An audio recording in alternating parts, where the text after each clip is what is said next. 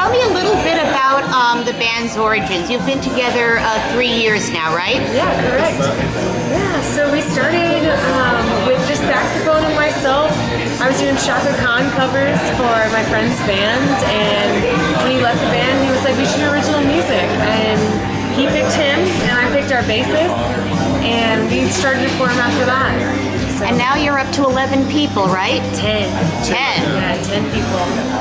So it's a cool sound. It's really awesome. We just added a new saxophone player. His name is Dustin. He's the best addition to the band we've had in a really long time. With the passing of our original saxophone player, we kind of left that gap there for a really long time, and he's the perfect person, I think. It was really good. Like, patience was key in that situation. So. I'm just curious, moving from doing covers to your original songs, were there any special challenges involved in that? I would say so. I mean, I just had never written music of my own. So with that, he presented it as all jazz music. And so our first couple songs were supposed to be jazz bass. And then as soon as there was like a whole other group of people that were playing before, and then like another bass player, another drummer. As soon as I got me and the bass player that we have now, Lee, we were just like, man, throw that away. Yeah. We started our own kind of like funk sound kind of thing. Yeah, the tempo just picked up. Everything jazz was jazz influence all of a sudden. No time for that. Yeah, so it's really nice. The only challenges I think were just, I guess, writer block 3/4 of the way. Being like, I have this idea, and I just always wanted it to come across very fluid. So it's really nice.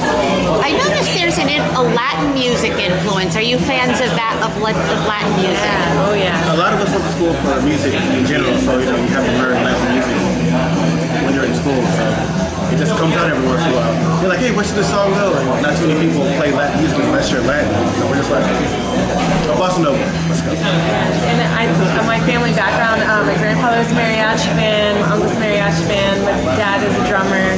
I think that's like slowly passing on that Mexican kind of Latin feel. So. And you mentioned you went to school for music. Could you elaborate a little bit more on that? Myself, Willie's my older brother. His other singer, he went. Percussionist Wesley, he went to school. And our bass player, our trumpet player, trombone player, all entire horn section. Except for me, and I think our guitarist. White David. And our keys player. Yeah. So 3 out of the 10, we're just using our natural abilities at this point. So, but learning a lot. Like Kesley, I mean, have you ever had any voice lessons, or anything, or are you mostly self-taught? Well, recently I had my first voice lesson. It was actually with his and my other singer's mom. She's phenomenal. Does theater, arts, and vocal lessons. But prior to that, I did choir all from 5th grade until high school. And I didn't take it seriously. I was just kind of like, show choir. I love this. And then until I moved here, it was like this merge of like all these musicians. Really, I was like, oh, I really like this. I appreciate this. And I want to do this. So it just kind of pushed me to start practicing. Having 10 musicians in the band, what are the challenges of making all these different influences mesh with and working together? Not that hard, really. I think the question is, how do you get them there at the same time for practice every week? It's only schedule. Everyone's pretty open to play what they need to, what they have to. It's just, as long as you can get them there, then it's no problem. Yeah, and I think we were very lucky as the band formed. It was originally a 6-piece, and then we slowly added on. And I think that really benefited us because it became very family-oriented and very friend-oriented to the point of it, this sound was just like what we were creating. And this year, just like my main goal is to be like, we sound like 2017, not like the 70s, not like the 80s. Like, I really like that idea. Just, we are so eclectic, just at this point, and lucky to find each other. So I'm looking forward to see like kind of where we keep going with it.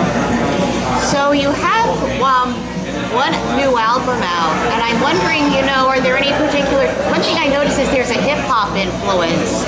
Like, there's some guest rappers. Like, are there any, like, hip-hop artists? Those people in the band. Yeah. So right now, we're doing that. I wrote my first rap song, also we'll be on the second one, and we have just like I said, we're so eclectic that it's really nice. Like, that's why we have like Latin feel or like R&B feel. And it's really nice. I think this next album album though, since we've been writing all of it so much together versus individuals bringing the music to the table. I think like this sound is like really being solidified in like Mom King and the Shades, so I'm really excited. I'm curious, classic R&B and funk, still has, a ready audience today. I mean, with Sharon Jones, may she rest in peace, and Charles Bradley and others.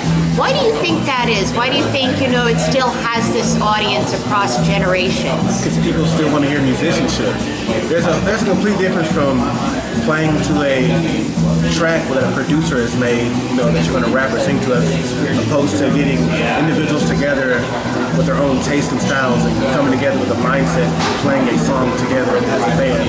The feel is more, dominant, and so that's why people still want to hear that, because there's feeling.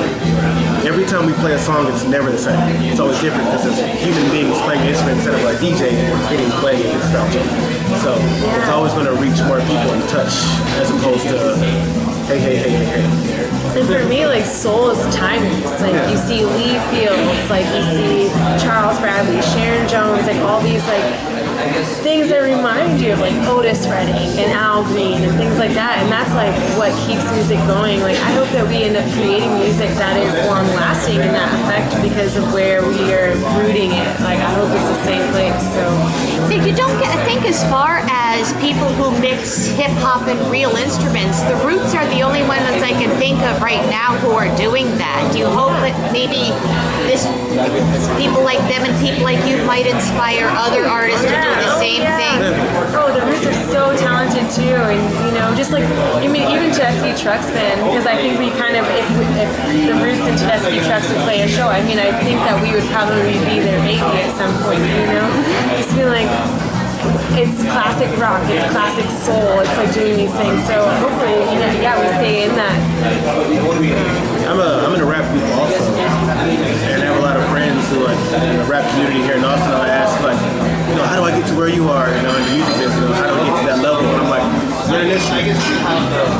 Anyone can get a microphone and rap in a computer. It's easy.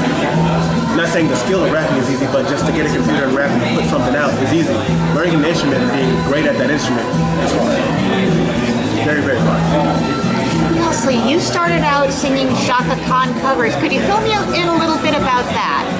Yeah, it was a Shere Khan and the Space Case, and it started out with Tell Me Something Good, and even that was like kind of jazzy, and so when David McKnight was our original person, and we'd still do that, like we started going to karaoke, and that's still like my go-to to talk about covering Shaka Khan. To me, she's just like that Tina Turner to me, and just something about it like always took, I think that was my show choir translating into like musicianship. I saw B.B. King in high school, which like literally changed my life, and so I think that was like my transition into it. And I'm like, okay, I'm gonna listen to B.B. King, but then how do I take that and do it? And to me, that's Shaka Khan. She's this like really powerful woman, like soprano, and so yeah, she's really good and very hard to exercise.